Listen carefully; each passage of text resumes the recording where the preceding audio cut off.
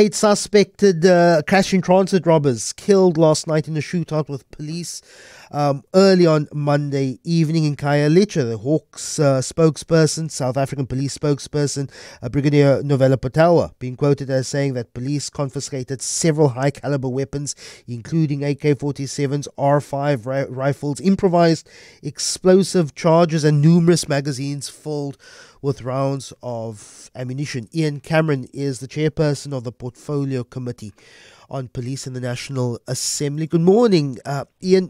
What does last night's raid by police tell us, firstly, on the organisation of armed robbers, people suspected of planning cash-in-transit robberies? You were at the scene last night. Good morning, Lester. It clearly shows us that they really don't hold back.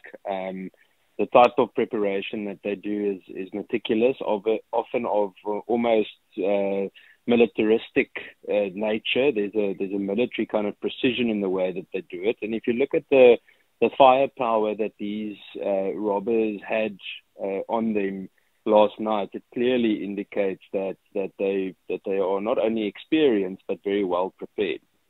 So obviously, I mean, we all have the question, where do the firearms come from? There are many theories around it, but it is obviously alarming to see that the type of firepower that they have access to. Ian, I completely respect that police can't sing a lullaby to suspected robbers and people with heavy firepower, sing them a lullaby to put their weapons down and come peacefully. But I also appreciate a source of justice comes from the arrest, the charging, and the judicial procedure. Just over the last 2 weeks in KZN, 17 people, suspected criminals, were killed in interactions with police.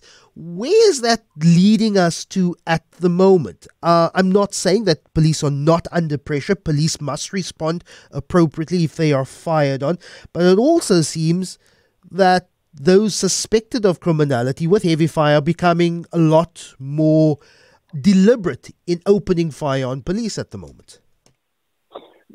Absolutely. So I must agree with the latter. I agree with everything you say, Lester.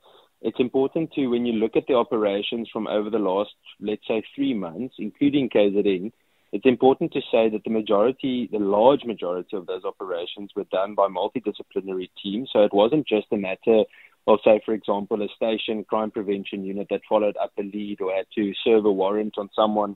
But it really was a focused, specialized capacity, including the Hawks, TRT, Task Force, etc.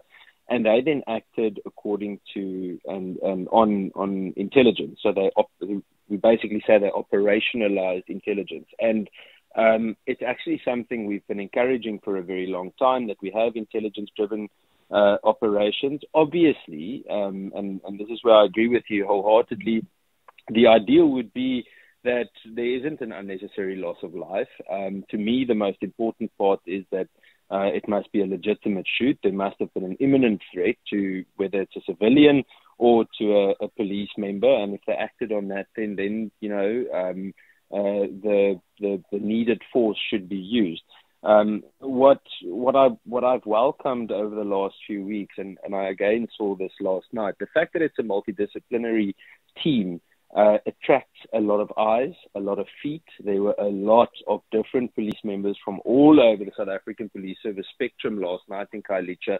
That would be very difficult for anyone to try and say that it is, for example, an extrajudicial killing. You could clearly see on that scene how these robbers literally fired several shots at the police, and the police then returned fire. And I think in the majority of cases, that is exactly what has happened. And I, for one, feel that it's time for criminals to understand that they're going to be met with an equivalent or heavier if they were to threaten police members or obviously civilians. Ian Cameron is the chairperson of the Portfolio Committee on Police. Really appreciate your time.